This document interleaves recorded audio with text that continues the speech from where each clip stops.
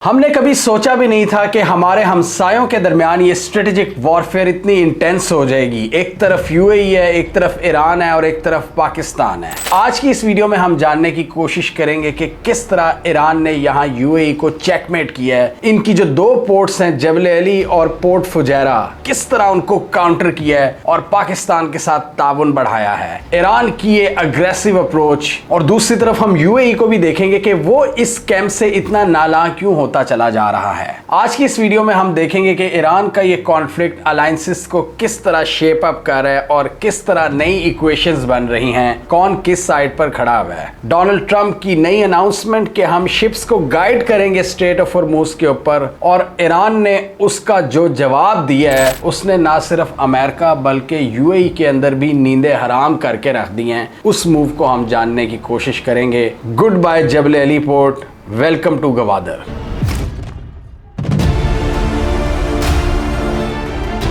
तो इस वक्त जब हमारे टेरिटोरियल वाटर से कुछ दूर यूएस ने ईरान का नेवल ब्लॉकेड लगाया हुआ है और अब वो मजीद आगे बढ़ने की धमकियां दे रहे हैं, ये सारी सूरत हाल एक नई इक्वेशन को जन्म दे रही है जो कि बहुत इंटरेस्टिंग है। हमने अपनी लास्ट वीडियो में डिस्कस किया था कि पाकिस्तान ने ईरान के साथ 6 नए लैंड कॉरिडोर्स का आगाज किया है। हम ईरान के साथ जितनी भी बॉर्डर क्रॉसिंग्स हैं उनको फुली यूटिलाइज करने जा रहे हैं और हमारी जितनी पोर्ट्स हैं वो अपनी फुल कैपेसिटी पर काम कर रही हैं। और उसकी रीजन क्या है? बहुत सा फंसा हुआ सामान, ईरान के 3000 से ज्यादा कंटेनर्स जो हमने ईरान को वापस पहुंचाने हैं और ईरान के जरिए सेंट्रल एशिया की कनेक्टिविटी को भी स्मूथ रखना है, क्योंकि अफगानिस्तान से राब्ता तो कट हो चुका है। तो यहां हम देख रहे हैं कि पाकिस्तान और ईरान के दरमियान एक ताउन बढ़ता हुआ नजर आ रहा है। और अभी आगे हम ये भी देखेंगे कि इससे हम अमेरिका की किसी नए अताब को इन्वाइट तो नहीं कर रहे, कोई सैंक्शंस वगैरह लगने का खतरा तो नहीं है। हम इस पॉसिबिलिटी पर भी नजर दौड़ाएंगे और देखेंगे यूएई के इकदामात।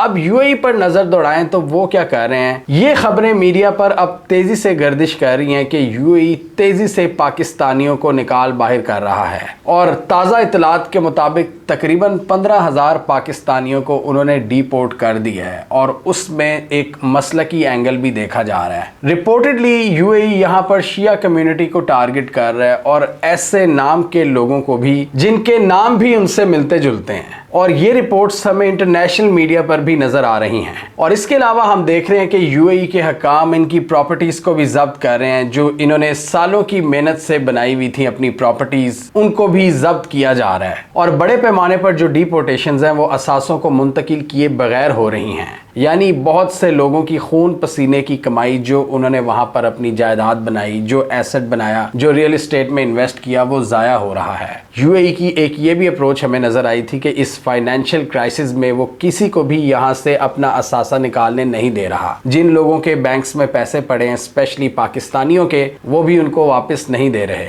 और इसके अलावा पाकिस्तान के खिलाफ एक प्रोपेगेंडा भी नजर आ रहा है। कुछ इन्फ्लुएंसर्स आ रहे हैं यूएई के अंदर जो पाकिस्तान के खिलाफ बकवास कर रहे हैं और इंडियन लॉबी को खुली छूट मिली हुई है कि वो वहां पर आकर पाकिस्तानियों पर मुगल्लज़ात बके। वो पाकिस्तानी जिन्होंने यूएई को बनाने में अपना किरदार अदा किया, वहां की पोर्ट्स बनाई, वहां का इंफ्रास्ट्रक्चर बनाया, बड़ी बड़ी बिल्डिंग्स बनाने में अपना किरदार अदा किया, वहां का banking sector, education sector, health sector, top से लेकर लोअर मैनेजमेंट, हर जगह पाकिस्तानी छाए हुए थे जिन्होंने यूएई को बनाने में अपना किरदार अदा किया। अब उनको वहां से निकाला जा रहा है। अब यूएई का ये इकदाम सिर्फ पाकिस्तान से रिलेटेड ही नहीं है। ओपेक में जो उन्होंने सऊदी अरब को एक बहुत बड़ा धचका देने की कोशिश की है, वहां इनका इख्तलाफ सऊदी अरब से नजर आता है। मतलब ओपेक को छोड़कर उन्होंने सऊदीज की मुश्किलात में इजाफा कर दिया है। सऊदी अरब की जो एक हेजीमनी थी, रीजनल हेजीमनी, जो तेल पर उसका एक कंट्रोल था, उसको अंडरमाइन किया है। तो यहां से हमें पता चलता है कि यूएई काफी हद तक इजरायली कैंप की तरफ जा चुका है, जिसमें भारत की सपोर्ट भी इनको शामिल है। एक्सिस जो कि एक अमेरिकन जरीदा है, उन्होंने ये रिपोर्ट पब्लिश की है कि इस जंग के दौरान किस तरह इजराइल और यूएई के दरमियान डिफेंस कोऑपरेशन बढ़ा है। और इससे पहले यूएई का यमन में सऊदी अरब के खिलाफ जाना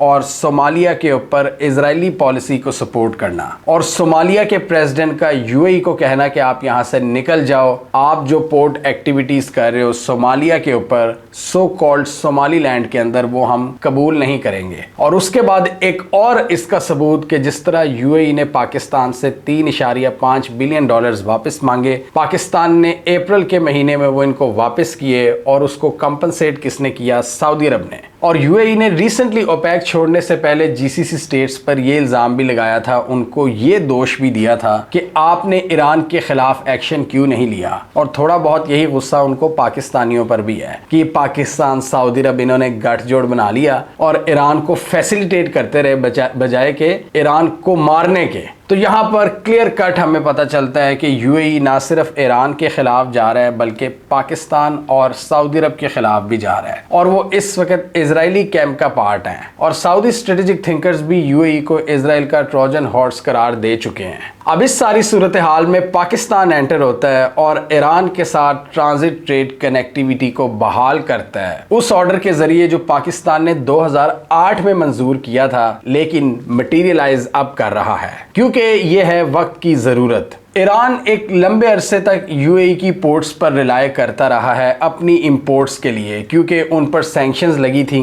तो यूएई के साथ इनका एक मुआहदा था। यूएई की जो जबल अली पोर्ट है दुबई के करीब, वहां से ईरान अपनी इंटरनेशनल ट्रेड को थोड़ा बहुत एग्जीक्यूट करता था, और जो ईरान की फास्ट बोट्स हैं वो ईरान का सामान जबल अली से ईरान की पोर्ट्स पर मुंतकिल करती रही हैं, और इससे ईरान सैंक्शंस और फाइनेंशियल रिस्ट्रिक्शंस को बाईपास करता आया है। और इसलिए हमने ये भी खबर देखी थी कि बहुत से ईरानियन बिजनेसमैन के पैसे यूएई के अंदर फंसे हुए थे, जिनको यूएई ने फ्रीज कर दिया है, यानी ईरानियन एसेट्स पर कंट्रोल कर लिया, उनको जब्त कर लिया है। जो अच्छे दिनों में ट्रेड के वक्त उन्होंने यूएई में रखवाए हुए थे, वो अब ईरान को वापस देने का इरादा नहीं रखता यूएई। यूएई के फाइनेंशियल सिस्टम ने ईरान के ट्रेडर्स को अलाउ किया कि आप पेमेंट्स हमारे सिस्टम के जरिए करें। और आपको पता है कि इससे पहले यूएई ने जो सिस्टम बनाया हुआ था वो बड़ा इजी था, टैक्स फ्री, टैक्स हेवन उसको समझा जाता था, और इसी वजह से बहुत सी इलीगल मनी भी वहां पर पार्क थी, और इसलिए यूएई का नाम एक दफा एफएटीएफ की ग्रे लिस्ट में भी आया था, और इसलिए उन्होंने ईरानियन ट्रेडर्स को भी अकोमोडेट किया हुआ था, यानी सैंक्शन ज्यादा ट्रेड भी। और इसके अलावा भी आप जानते हैं कि क्या कुछ वहां पर होता रहा है। लेकिन अब यूएई फंसा हुआ है, वो जिसे कहते हैं ना कि हुनो गल्ला नहीं रही।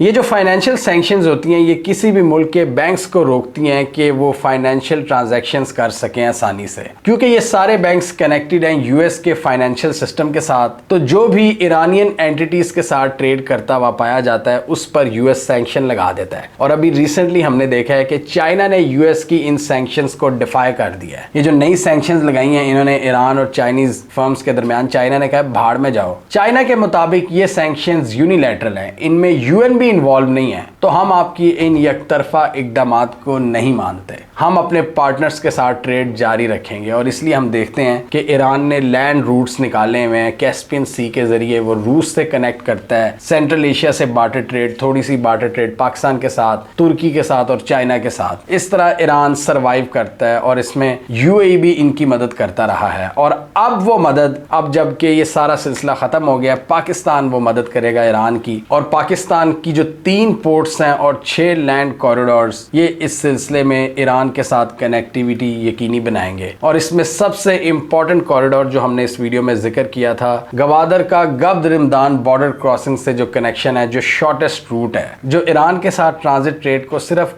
1 घंटे से भी कम टाइम में कंप्लीट कर सकता है, क्योंकि गवादर ईरान के करीब है और उससे आगे जीवनी है जो कि गब्द से सिर्फ 30 किलोमीटर की दूरी पर है। तो यहाँ पर रिपोर्ट्स के मुताबिक ईरान ने यूएई की जबल अली पोर्ट को खैरबाद कह दिया है कि टाटा बाय बाय, हमारे पास गवादर की ऑप्शन मौजूद है। अब यहाँ पर सवाल ये पैदा होता है कि इससे क्या अमेरिका बहादुर को ताप नहीं चढ़ेगी, उनको गुस्सा नहीं चढ़ेगा कि पाकिस्तान ईरान को फैसिलिटेट क्यों कर रहा है? पहली बात यह है कि यहाँ पर पाकिस्तान सेंट्रल एशिया के साथ अपनी ट्रेड को एग्जीक्यूट करना चाहता है, उसको स्मूथ बनाना चाहता है ईरान के जरिए, क्योंकि अफगानिस्तान का कनेक्शन तो खत्म हो गया है। अफगानिस्तान ने खुद कहा था कि हम अपनी ट्रांजिट ट्रेड पाकिस्तान के जरिए नहीं करेंगे, हम ईरान के जरिए करेंगे। और अब देखें ईरान की पोर्ट्स भी फंसी हुई हैं, वो पाकिस्तान की मदद ले रही हैं। तो अफगानिस्तान का रास्ता तो टोटल बंद हो चुका है खुद अफगान के लिए भी। तो पाकिस्तान ने ये जो 6 लैंड कॉरिडोर्स का आगाज किया है, इसमें 2 मेन मकासद हैं। इसमें पहला मकसद तो ये है कि सेंट्रल एशिया के साथ ट्रेड वो चलती रहे, और सेंट्रल सेंट्रल एशियन स्टेट्स को जो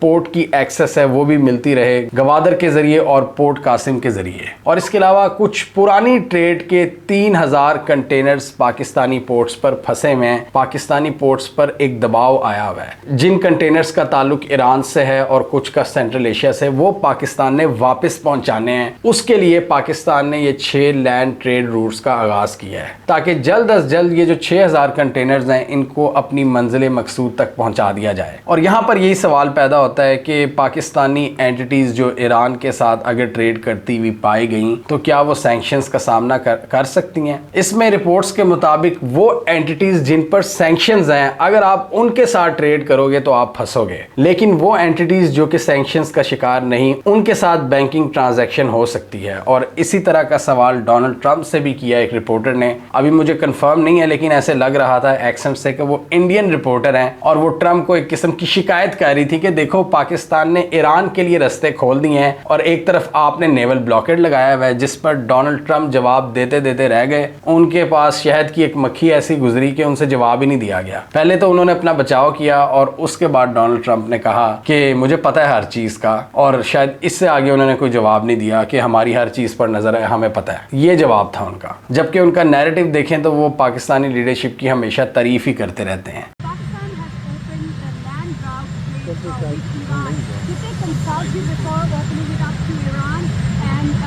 Are you aware of it? That is a vicious bee. Yeah. I know everything about it, yeah. और ये मूव जो पाकिस्तान ने किया है, पाकिस्तान के मुताबिक ये एक सिक्योर मूव है। पाकिस्तान ने अभी ये नहीं कहा कि हम ईरान को अलाउ कर रहे हैं कि वो अपनी ट्रेड हमारी पोर्ट्स के जरिए करे, बल्कि पहला मकसद क्या है कि ये जो क्लॉग एक क्रिएट हो गया है, जो एक क्लस्टर क्रिएट हुआ है पाकिस्तानी पोर्ट्स पर, उसको कम करना है और ये 3000 कंटेनर्स ईरान तक वापस पहुंचाने हैं। और इसलिए कुछ पाकिस्तानी सोर्सेस के मुताबिक कि हमारा ये जो इकदाम है वो यूएस को डायरेक्टली काउंटर नहीं कर रहा। हमारे इसमें अपने ऑब्जेक्टिव्स हैं कि अपनी पोर्ट्स को क्लियर करना है और अपनी ट्रेड जारी रखनी है सेंट्रल एशिया के साथ। और यहाँ रिपोर्ट्स के मुताबिक पाकिस्तान इस सारे मामले को बड़ा तरीके से मैनेज करने की कोशिश कर रहा है, बड़ा बारीकी से इन चीज़ों को देख रहा है कि ये जो 3000 कंटेनर्स हैं ईरान के, इनके अंदर कोई ऐसी चीज़ तो नहीं जिनका ताल्लुक सैंक्शन से है, तो इसलिए ये प्रोसेस अभी तेज़ी से आगे नहीं बढ़ रहा। पाकिस्तान ने इसकी स्मूथ एग्जीक्यूशन के लिए ऑलरेडी ट्रेड रूट्स तो इस्टेब्लिश कर दिए हैं, लेकिन जब तक पूरी सेटिस्फेक्शन नहीं होगी ये कंटेनर्स मूव नहीं करेंगे। और डेफिनेटली यहाँ पर खुद पाकिस्तान अपनी एंटिटीज़ को सैंक्शन से भी बचाना चाहता है, क्योंकि पास्ट में हमने देखा है यूएस ने सैंक्शंस लगाई हैं पाकिस्तान के मिसाइल प्रोग्राम के हवाले से, जो कंपनीज पाकिस्तान के बैलिस्टिक मिसाइल्स या न्यूक्लियर प्रोग्राम को सपोर्ट कर रही थी। इसलिए अभी जो ब्यूरोक्रेटिक हर्डल्स हैं वो हमें नजर आ रही हैं। पाकिस्तान ने सिर्फ ईरान तक सामान वापस पहुंचाना है, जिसमें वैसे ही रिस्क बहुत कम है, लेकिन पाकिस्तान ने यहाँ एक ट्रांजिट फी भी कलेक्ट करनी है और उसको भी साफ शफाफ तरीके से पाकिस्तान अपने बैंक्स में लाना चाहता है। और इसलिए पाकिस्तान यहाँ पर केयरफुल भी है, लेकिन पाकिस्तान ने अपने रेवेन्यूज़ में इजाफा भी करना है इन ट्रांजिट फीस के ज़रिए, इंपोर्ट लेविस के ज़रिए और अपनी ट्रेड के ज़रिए जो सेंट्रल एशिया से करनी है पाकिस्तान ने। इसमें सिर्फ ईरान इन्वॉल्व नहीं बल्कि पाकिस्तान के सेंट्रल एशिया के साथ कनेक्शंस हैं, और वो जब पाकिस्तान के लैंड रूट्स और पोर्ट्स का इस्तेमाल करते हैं तो पाकिस्तान उनसे भी एक फ़ीस लेता है। लेकिन डेफिनेटली बीच में ईरान भी है जिसको पाकिस्तान ने ज़रा ज़्यादा बारीकी से देखना है, इसलिए इस अमल को पाकिस्तान बहुत एहतियात से आगे लेकर चल रहा है। और डेफिनेटली यहाँ पर एक रिस्क ज़रूर है कि यूएस यहाँ पर कोई प्यूनिटिव मेजर पाकिस्तान के खिलाफ लागू कर सकता है, लेकिन पाकिस्तान का यही मौक़िफ़ है कि ईरान के साथ जो कनेक्टिविटी है वो हमारे ग्रेटर मंसूबे का एक छोटा पार्ट है। और ग्रेटर मंसूबा क्या है? हमारी ईरान के ज़रिए सेंट्रल एशिया तक कनेक्टिविटी और फिर अल्टीमेटली रूस तक कनेक्टिविटी। और डेफिनेटली यहाँ पर मुल्कों के पास और कंपनीज के पास उन एंटिटीज़ की लिस्ट होती है जो यूएस की तरफ से ब्लॉक की होती हैं या सैंक्शनड होती हैं। तो ये एंटिटीज़ बड़े ध्यान से ट्रेड करती हैं ताकि उन पर खुद सैंक्शन ना लग जाए। लेकिन अभी रिसेंटली चाइना ने डिफाई किया इन सैंक्शंस को, और बेसिकली ये बैंकिंग सिस्टम होते हैं जिनको ग्लोबल ट्रेड से कट ऑफ कर दिया जाता है कि आप इस ट्रेड में मुलविस हो, आप फलानी सैंक्शन एंटिटी के साथ ट्रेड कर रहे थे, लिहाजा हम आपको ट्रेडिंग सिस्टम से निकाल रहे हैं। आपको याद है रूस को स्विफ्ट पेमेंट सिस्टम से निकाल दिया था, जो बैंकिंग सिस्टम में ट्रेड के लिए फैसिलिटेट करता है, ग्लोबल ट्रेड ट्रेड के लिए, उसमें से रूस को निकाल दिया था। तो अब रूस के पास क्या ऑप्शन रह जाती है? फॉर एग्जांपल अगर उसने यूरोप में किसी मुल्क के साथ ट्रेड करनी है तो वो बार्टर ट्रेड कर सकता है, चीज़ों का तबादला कर सकता है। मतलब फॉर एग्जांपल हम आपको तेल देंगे और आप हमें कुछ अशिया देंगे, कोई मेटल्स वगैरह, कुछ इस तरह की डील। तो वो बार्टर ट्रेड तक फिर बात रह जाती है। करेंसी की जो डीलिंग है वो फिर बहुत मुश्किल हो जाती है, फॉरेन एक्सचेंज की जो ट्रेड है। तो ये बड़ी इंटरेस्टिंग चीज़ें हैं यहाँ पर। लेकिन एक हमें चीज़ देखने को मिली है कि यूएई की पोर्ट्स की अहमियत बहुत कम हो रही है। जबल अली के ऊपर गवादर को फौकियत दी जा रही है और यही यूएई के गुस्से की वजह भी है कि यूएई हर तरफ से मार खा रहा है और पैनिक डिसीजंस ले रहा है ओपेक छोड़कर। 15,000 पाकिस्तानियों को निकाल चुके हैं और मजीद ऐसा करने का इरादा है। पाकिस्तानियों को वीज़े नहीं दिए जा रहे और ताल्लुकात काफ़ी ख़राब हो चुके हैं। उन्होंने अपने पैसे भी ले लिए हैं पाकिस्तान से, और पाकिस्तान की सऊदी अरब से कुर्बत वो भी शायद उनको पसंद नहीं है, क्योंकि उन्होंने अब शायद डिसाइड कर लिया है कि वो इजरायली कैंप में है। अब यहाँ पर एक और बहुत बॉम्ब शेल डेवलपमेंट आई है। आपको याद होगा कि हमने इस वीडियो में जिक्र किया था कि यूएई के ओपेक के निकलने की एक बहुत बड़ी रीज़न क्या है कि यूएई ज़्यादा ऑयल पंप करके अपनी दूसरी पोर्ट, यानी जो ईस्टर्न पोर्ट है फुजैरा की, जो यूएई समझता था कि स्ट्रेट ऑफ हॉर्मुज़ के अंडर नहीं आती, हम यहां से अपनी एक्सपोर्ट्स को बढ़ाएंगे। ईरान ने कहा है तुम्हारी ऐसी की तैसी, लेकिन ईरान का जो इकदाम सामने आया है वो भी ट्रम्प साहब की वजह से ही आया है। अब ईरान ने क्या किया है? ईरान की आईआरजीसी ने इस पूरे रीजन में अपने कंट्रोल के हवाले से एक नया मैप जारी किया है, और इस नए मैप के तहत ईरान ने एक नया ऑपरेशनल कंट्रोल सेक्टर डिक्लेयर कर दिया है, जिसमें आप ये देख सकते हैं कि वेस्टर्न साइड पर बात करें, ईरान के जो कशम आइलैंड की वेस्टर्न मोस्ट टिप है वो जा रही है यूएई की उम्मुल कुवैन के इलाके में, और ईस्टर्न साइड की जो लाइन आईआरजीसी ने ड्रॉ की है वो माउंट मुबारक ईरान को कनेक्ट करेगी यूएई की फुजैरा पोर्ट से। मतलब इसका क्या मतलब है? ईरान ने कहा है कि अब हम आपकी फुजैरा पोर्ट पर भी नजर रखेंगे और हमारी इजाजत के बगैर आप फुजैरा पोर्ट पर भी कोई एक्टिविटी नहीं कर सकते। ये यूएई के लिए एक बहुत बड़ा धचका है कि आईआरजीसी ने अपने पर वहां तक फैला लिए हैं। ईरानियंस यहां क्लियरली कह रहे हैं कि स्ट्रेट ऑफ हॉर्मुज़ के ऊपर एक न्यू मैरीटाइम रिजीम होगा, यानी चीजें अब पहली जैसी नहीं रहेंगी, अब कंट्रोल हमारा होगा, इजरायली वेसल्स नहीं गुजर सकेंगी, और फ्यूचर में अगर अमेरिका के साथ डील हो जाती है तो हम उनके साथ मिलकर काम करने को तैयार हैं। लेकिन हम एक फीस भी कलेक्ट करेंगे जिससे हमारी वॉर कंपनसेशन होगी, जितना हमारा नुकसान हुआ है। और ईरान के मुताबिक इस हमले ने, इस जंग ने इस रीजन को चेंज करके रख दिया है, और ये अब हमारी सिक्योरिटी के लिए बहुत ज़रूरी है कि स्ट्रेट ऑफ हॉर्मुज़ को अब हम कंट्रोल करें। ईरान के पास क्लियर लॉजिक है कि this is about our own security. अगर हमारे खिलाफ यहाँ पर मिलिट्री एक्शन लिया गया है तो अब ये हमारी मजबूरी है कि हम यहाँ के मैटर्स अपने हाथों में लें और इसको कंट्रोल करें, और इस हवाले से एक नया ऑपरेशनल कंट्रोल एरिया उन्होंने मुख्तस भी कर दिया है, जिससे ईरान ने यूएई की जो शिपिंग ट्रैफिक है उसको किसी हद तक अनेक्स कर लिया है, जिसकी वजह से अब यूएई को ईरानियन अप्रूवल्स की ज़रूरत होगी अगर मामलात ऐसे ही चलते हैं। लेकिन इसके लिए भी यूएई को इल्ज़ाम देना होगा अमेरिका बादर को, क्योंकि अभी 2 दिन पहले डोनाल्ड ट्रंप ने ऐलान किया है कि हम स्ट्रेट ऑफ हॉर्मुज़ के अंदर आकर कश्तियों को गाइड करेंगे। उन्होंने ये नहीं कहा, अभी स्कॉट मिशंस की बात नहीं की या ऐसी बात नहीं की कि हम मिलिटरीली आएंगे, उन्होंने कहा गाइड करेंगे। लेकिन इस पर ईरान ने कहा है कि कोई भी मिलिट्री वेसल अगर इधर आती है तो हम उसको उड़ाकर रख देंगे, और उसके जवाब में ये नया मैप निकाला है ईरान ने, जिसमें यूएई को मजीद चोक कर दिया है। मतलब यूएई जो समझ रहा था कि हमारी ईस्टर्न पोर्ट जो फुजैरा पोर्ट है जो स्ट्रेट ऑफ हॉर्मुज़ से बाहर है उस पर तो कोई असर नहीं हो सकता, ईरान ने कहा है ऐसी की तैसी, अब हम इसको भी कंट्रोल करेंगे।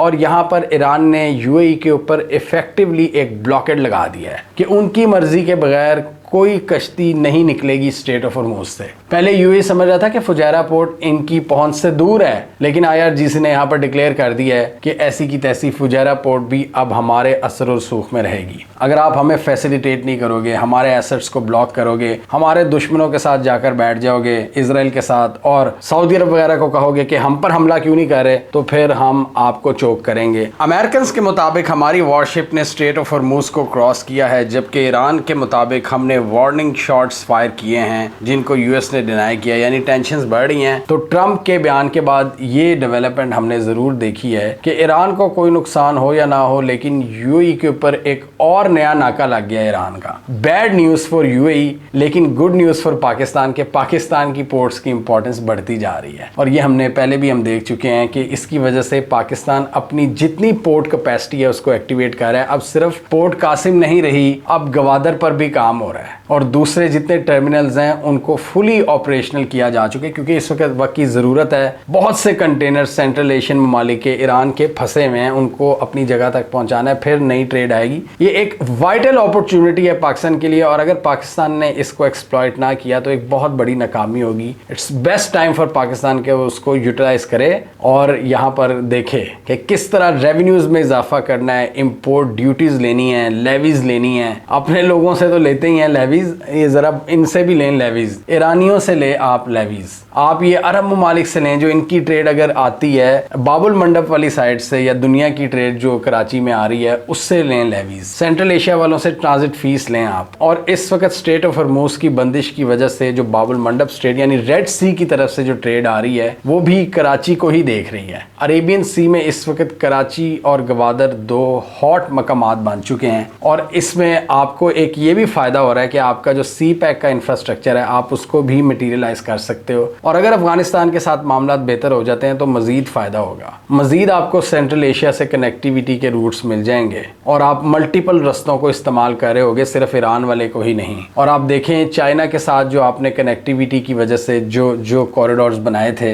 वो भी अब फुली फंक्शनल होंगे। तो सी पैक भी यहाँ पर बड़े खूबसूरत तरीके से इंटीग्रेट हो रहा है इस पूरे क्राइसिस के साथ। China, Pakistan, Iran, central Asia का फायदा है इसमें और अमेरिका यहाँ पर अपने रिसोर्सेज को ज़ाया कर रहा है। ईरान ये साबित कर रहा है कि वो इस इलाके का चौधरी है और अभी तक अमेरिका ने हिम्मत नहीं की कि इन पानियों में आकर ईरान को चैलेंज कर सके। अमेरिका का अभी तक जो नाका है वो स्ट्रेट ऑफ हॉर्मूज से बहुत दूर सी ऑफ ओमान की तरफ है। तो अब अमेरिका अगर इस एरिया में आता है तो यहाँ पर ये ईरान को मजीद प्रोवोक करने की कोशिश करेंगे कि ईरान कोई पहली बुलेट फायर करे और यहाँ पर जंग का आगाज हो। और एक नए प्रपोजल की भी हम बातें सुन रहे हैं जिसमें ईरान कह रहा है कि अब सारे जो रीजनल ममालिक हैं वो इसका हिस्सा बनेंगे। और ये हमने पहले ही कहा था कि ईरान ज़्यादा से ज़्यादा इस पूरी डिप्लोमेसी के स्कोप को वसी कर रहा है, ज़्यादा से ज़्यादा प्लेयर्स को शामिल कर रहा है। सऊदी अरब, ओमान, पाकिस्तान, रूस, ईरान कह रहा है सारे स्टेक होल्डर्स हों ताकि इनके लेवरेज में इजाफा हो और यूएस को कॉर्नर करने में इनको आसानी मिले। ये ईरान बड़े ज़बरदस्त तरीके से यहाँ डिप्लोमेसी कर रहा है और जो ऑन ग्राउंड एक्शंस हैं, जो समंदरों में जिस तरह इन्होंने अब नई हदूद मुतय्यन की है, ये भी एक यूएई को अंडरमाइन करने की कोशिश की है। और ईरान के मुताबिक यूएई अमेरिका और इजराइल के इंटरेस्ट को पूरा कर रहा है और यूएई के इकदाम से भी यही लगता है ओपेक से निकलना, जिससे डायरेक्टली यूएस को बेनिफिट है, क्योंकि यूएस ये चाहता है कि ओपेक तेल की सप्लाईज जारी करने के हवाले से अपनी मनमानी ना करे, तेल सप्लाईज को जारी रखे ताकि पूरी मार्केट में ऑयल प्राइसेस स्टेबलाइज रहें। ये अमेरिका का पुराना ख्वाब था ओपेक को तोड़ना और वो अब तोड़ चुके हैं। लेकिन आप अंदाजा लगाएं अगर चीजें नॉर्मलाइज होती हैं और ओपेक में यूएई का किरदार अगर ईरान अदा करना शुरू कर दे तो फिर कैसे गेम चेंज हो सकती है, क्योंकि ओपेक में ईरान पार्ट है लेकिन सैंक्शंस की वजह से उसका उतना इन्फ्लुएंस नहीं है, वो इतना ऑयल पंप नहीं कर पाते, बेच नहीं पाते, तो इसलिए वो ज्यादा चाइना को बेचते हैं। तो चाइना की ये जो तेल की ट्रेड है ईरान के साथ, यूएस उसको भी नुकसान पहुंचाना चाहता है। लेकिन पाकिस्तान के इस मूव की वजह से ये जो रीजनल कनेक्टिविटी है चाइना, पाकिस्तान, ईरान के दरमियान, ये मजीद इंप्रूव होगी और पाकिस्तान यहाँ सैंक्शन से बचकर इकदाम लेने की कोशिश कर रहा है। और पाकिस्तान यहाँ पर ट्रंप के साथ जो ज़बरदस्त ताल्लुकात हैं उनको भी इस्तेमाल कर रहा है, कोई भी इल्लीगल एक्टिविटी किए बगैर। क्योंकि यार एक तो हमसाया है ईरान आपका, ये वैसे ही बेवकूफ़ी है कि 7000 किलोमीटर दूर से एक सुपर पावर आती है और आपको कहती है यार आप अपने हमसाये से बातचीत ना करो। ये भी एक स्टूपिडिटी है कि खुद इनके प्रॉफिट्स जहाँ मर्जी जाएं, हम गरीब मुल्कों को रोकते हैं कि जी आप इनसे ट्रेड ना करो, आप इनसे गैस पाइपलाइन ना बनाओ। तो ये ज़्यादती है। हमारे अपने चैलेंजेस है, हमारी अपनी इकॉनमी बैठी हुई है, हमारी एक्सपोर्ट्स बढ़ नहीं रही, तो उनको भी बढ़ाना है हमने सेंट्रल एशिया के साथ ट्रेड में इजाफा करके, ईरान और चाइना के साथ कनेक्टिविटी को मजीद मजबूत करके। तो ये सबसे पहले रीजनल ममालिक ही हैं जो आपकी मदद कर सकते हैं। हमें कमेंट सेक्शन में बताइए आपके ख्याल में यहाँ पाकिस्तान कोई रिस्क तो नहीं ले रहा और आप आने वाले दिनों में पाकिस्तान के यूएई के साथ ताल्लुकात कैसे देख रहे हैं। पास्ट में भी हमने देखा है पिछले 10 सालों में 2-3 बार ये ख़राब हुए हैं लेकिन फिर नॉर्मलाइज हो जाते हैं। क्या इस बार यूएई के साथ ताल्लुकात नॉर्मलाइज होंगे या आपके ख्याल में यूएई बहुत ज़्यादा इजराइल और भारत की तरफ इंक्लाइन कर चुका है, इसलिए पाकिस्तान के चांसेस बहुत कम है और इसलिए हमारे जो इमीडिएट नेबर्स हैं जैसे कि ईरान और चाइना वगैरह, हम उनकी तरफ ज़्यादा इंक्लाइंड हैं। आप क्या समझते हैं? कमेंट कीजिए। इसके अलावा हमारा यूट्यूब चैनल सब्सक्राइब कर लो, साथ ही वो बेल आइकॉन भी दबा लें ताकि वो स्टोरीज दुनिया भर से पाकिस्तान से जिनकी मेन स्ट्रीम मीडिया पर प्रॉपर कवरेज नहीं होती, हमारे प्लेटफॉर्म के थ्रू आप तक टाइम पर पहुंच जाएं।